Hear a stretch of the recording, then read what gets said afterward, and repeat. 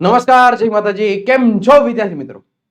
ગૌણ સેવા પસંદગી મંડળ દ્વારા હાલમાં જ મ્યુનિસિપલ એકાઉન્ટન્ટની જે ભરતી પડી છે એનામાં કેવી રીતે ફોર્મ ભરવા, શું છે શું નહીં, તમારા બધા મિત્રોનું એવા ક્વેશ્ચન્સ હતા.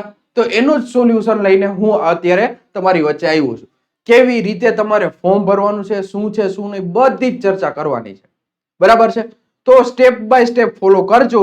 એક પણ સ્ટેપ ચૂકતા નહીં, જેથી તમારે ફોર્મ ભરવામાં કોઈ પણ જાતની ભૂલ પડે નહીં. બરાબર છે? તો વાત કરીએ કે ગૌણ સેવા પસંદગી મંડળે જે ભરતી બહાર પડી છે એમાં તમારે સૌથી પહેલા ગૂગલમાં જઈ ઓજસ ટાઈપ કરવાનું. ઓજસ ટાઈપ કરશો એટલે પેલી વેબસાઇટ આવી જશે. પેલી વેબસાઇટમાં તમારે ક્લિક કરવાનું થશે. ક્લિક કરશો એટલે તમારી પાસે આખું આ ટાઈપનું પેલું પેજ દેખાશે.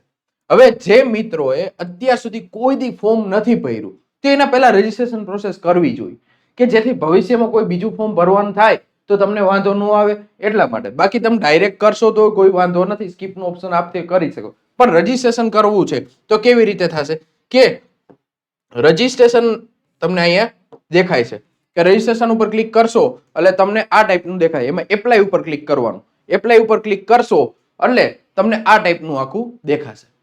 પેલો જે પેજ છે ને એમાં નીચે તમારે જવાનું એટલે આઈ અગ્રી, આ બધી ટર્મ્સ એન્ડ કન્ડિશન છે એની, એ બધી વસ્તુ છે. બરાબર છે? પછી તમારે આ ટાઈપનું તમારો બેઝિક ડિટેલ બધી માંગશે કે સરનેમ છે, નામ છે, ફાધર નેમ છે, મધર નેમ છે, તમારી ડેટ ઓફ બર્થ છે, જેન્ડર કયું છે, મેલ ફિમેલ. મેલ હોય તો મેલ પાછું રીટિક કરવાનું થશે. બરાબર છે? મેરિડ અનમેરિડ શું છે શું નહીં એ સ્ટેટસ તમારે દેવાનું. કેટેગરી તમારે દેવાની. કેટેગરી જે લાગુ પડતી હોય, જનરલ છે, ઓબીસી છે, એસસી છે, એસટી છે, ઈડબ્લ્યુએસ છે, તો એ બધી કેટેગરી તમારે લખવાનું થશે.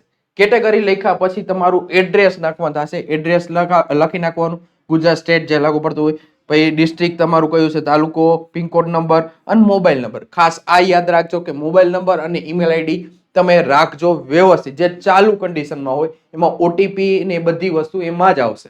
બરાબર છે? Permanent address same to same અહીંયા જો હોય તો સેમ ટુ સેમ યસ દઈ અને તમે કન્ફર્મ કરી શકશો. બે સેમ ટુ સેમ થઈ જશે. બરાબર? મોબાઈલ નંબર નાખ્યા એ રીટાઈપ મોબાઈલ નંબર કરી નાખવાનો. ઈમેલ આઈડી એ ટાઈપ કરવાનું, રીટાઈપ ઈમેલ આઈડી વેરિફિકેશન માટે. એ કર્યા પછી નેશનાલિટી ઇન્ડિયા દેખાશે ઓલરેડી. બરાબર છે? હવે વધારાના ગુણ માટેનું જે તમને રાજ્ય કક્ષાએ કે નેશનલ લેવલે, મતલબ કે રાષ્ટ્રીય લેવલે જે તમને સર્ટિફિકેટ જે ગેમ દ્વારા મળેલા છે કે પછી કોઈએ કરેલું છે કોઈ પણ ગેમ, જેમ કે સ્પોર્ટ્સમાં ક્યાંય પણ ભાગ લીધેલો, એના વધારાના ગુણનું સર્ટિફિકેટ એડ કરવું તો યસ કરો, નકર નો કરીને આગળ વધો. જો દિવ્યાંગતા હોય તો એના માટેનું આખી બધી વસ્તુ જે ફિઝિકલ હોય, બ્લાઇન્ડલેસ હોય, જે લાગુ પડતી હોય એ પ્રમાણેનું તમારે નકર નોટ એપ્લિકેન્ટમાં ક્લિક કરી દેવાનું અને આગળ વધવાનું. બરાબર છે? વિધવા હોય તો એના માટેનું જે ડોક્યુમેન્ટ આવતા હોય, એક્સ સોલ્જર છો તમે તો એના માટેનું આ ફોલ્ડ તમારે કેપ્ચર વસ્તુ વ્યવસ્થિત કરી નાખવાની. જો હોય તો યસ દેવાનું, નકર નો. યસ દેશો એટલે આ બધું ઓપન થઈ જશે, ત્યાં તમારે ડિટેલ ભરવાની થશે. લાસ્ટમાં જો ગવર્મેન્ટના એમ્પ્લોય હોય તો એના માટે યસ નો દેવાનું. બરાબર છે? અને લાસ્ટમાં લેંગ્વેજ પ્રેફરન્સ દેવાનું કે ઇંગ્લિશ, હિન્દી અને ગુજરાતીમાં તમને રીડ, રાઇટ, સ્પીક જે આવડતું હોય એમાં ક્લિક કરવાનું. ક્લિક કરશો એટલે તમારા રાઇટ દેખાશે. અને પછી તમારે ફોટોઝ અપલોડ કરવાના થશે. ફોટોઝ કે જે તમારે પરમેનન્ટ યુઝ કરવામાં હાલે એ ટાઈપનો. બરાબર છે? ફોટોઝ યુઝ કરો. તમને એનો માપ સાઇઝ આપેલું છે નીચે. જે ફોટો અપલોડ કરો છો તે 5 સેન્ટીમીટર લંબાઈ અને 3.6 સેન્ટીમીટર પહોળાઈ વાળો હોવો જોઈએ. 15 KB થી વધારે રાખવા નથી. ખાસ એ ફોટો સાઈઝમાં મેન્ટેન કરી અને તમે અપલોડ કરવાનું રહેશે. ચોઈસ ફાઇલમાંથી જઈ અને અપલોડ કરી દેવાનો એટલે તમને અહીંયા તમારો ફોટો દેખાશે. એવી રીતે સેમ ટુ સેમ સાઇન પણ અપલોડ કરવાનું થશે. સાઇનની સાઈઝ છે 2.5 લંબાઈ અને 7.5 સેમી પહોળાઈ અને 15 KB થી વધારે એ પણ નહીં હોય. આ થઈ ગયા.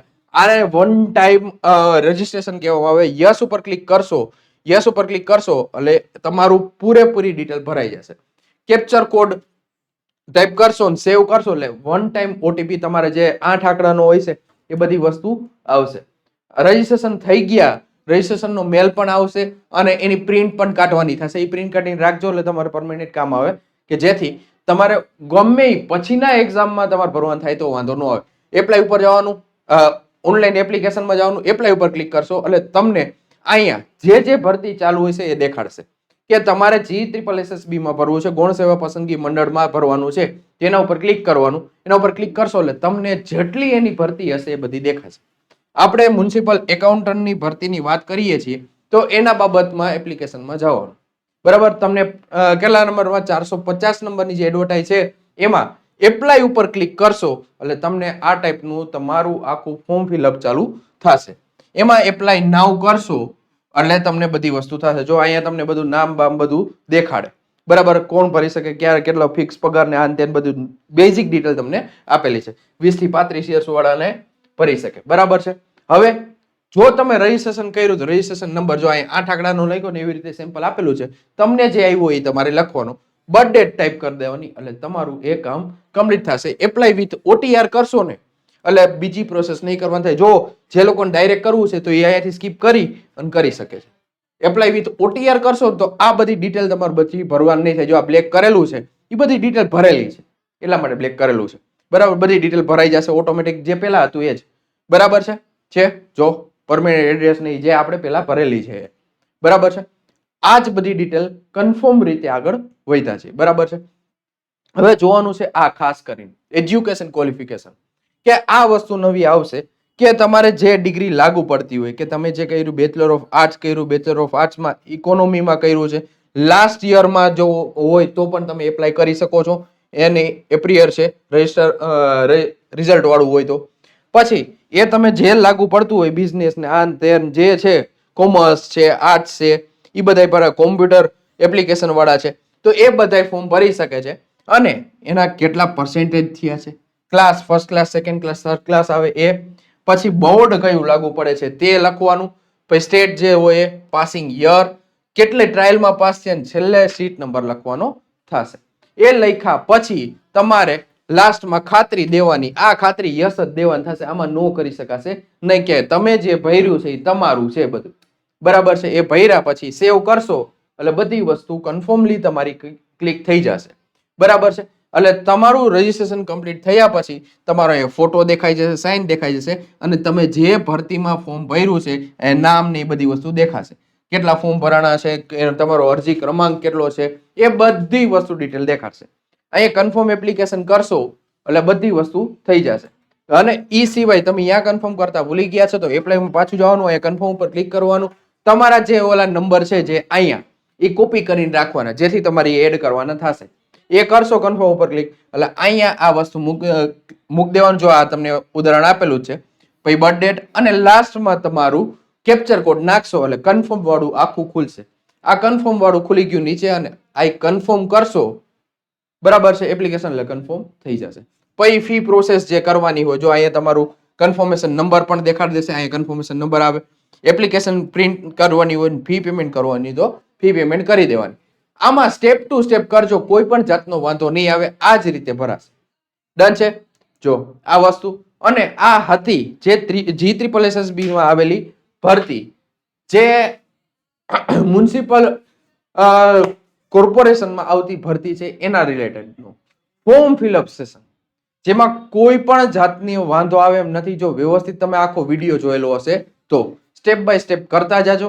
અને આવી અવનવી ભરતીની અપડેટ માટે થઈને આપણું આ ટેલિગ્રામ ચેનલનું પેજ છે લક્ષ્યમ એકેડમી ઓફિશિયલ, જેને જોઈન કરી લેજો, જેથી તમને સૌથી પહેલા નોટિફિકેશન મળી જાય. મળશે આવા નેક્સ્ટ સેશનમાં. ત્યાં સુધી મને એટલે કે SSB ગોયલને રજા આપો. જય હિન્દ, જય ભારત.